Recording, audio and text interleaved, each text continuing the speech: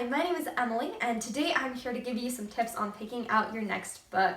So if you've read my article, Sorting Through the Chaos, then you already know of some methods for picking out a good book, but today I'm going to talk you through the 6 steps of the Peeping Tom method. So step 1 is get to the library. If you want to find a good book, it's important to go someplace where books are in the first place. So if you're ready, let's go!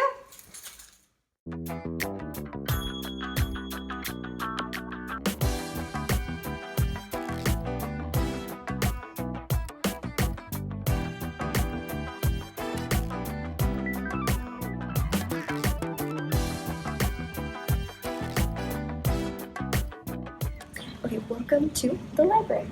Personally, this is where I prefer to get my books. If you prefer to buy books, then the bookstore works just as well for these steps. Just get somewhere with some good options for you. So let's get started. Okay, so step 2 is picking out some good potential books. For this, I like to go to my favorite section in the library. You can go to whatever section you like. For me, it's young adult literature. And just find anything that looks good to you. It could be the title, the cover, the author. It really doesn't matter. Just grab anything that catches your eye. Make sure that you aren't too picky in this section. You want to have a lot of potentials, then you can find the ones that really are right for you.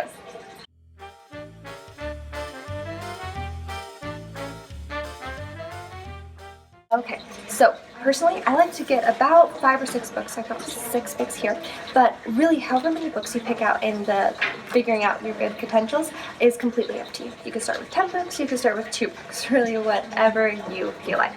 So now that you've got your stack of potentials, it's time to move on to step 3, which that is figuring out a little bit more about the plot and if it's something you'd actually be interested in.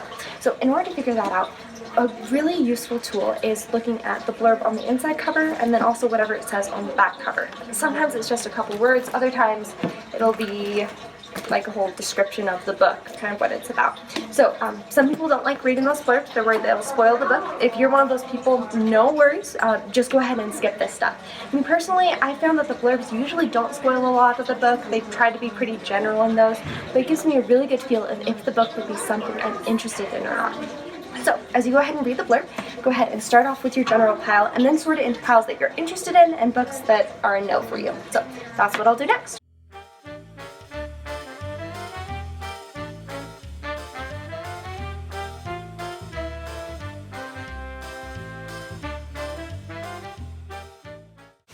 Okay, so now that you've got your potentials, it's time to move on to step 4, which is checking out a little bit more of the writing. Now, I should mention that during the figuring out which ones are kind of your style based on the plot, really, you should still be giving books the benefit of the doubt. If you're really 50-50 on something, go ahead and keep it in the stack, because we're about to weed it out now. So with this step, what we're actually going to do is read the first page of the book. And usually it's just a little bit here, but the first page is really what sets the tone for a novel. A lot of the time, if you like the first page, you're going to like the rest of the book. So throughout this bit, as you read the first page, the question you should ask is, when you get to the end of it, do you want to keep on reading? Has this book hooked you? If the answer is yes, then you keep it in your yes pile. If the answer is no, you add that to your no stack as well. And hopefully this should help you weed things out a little bit more.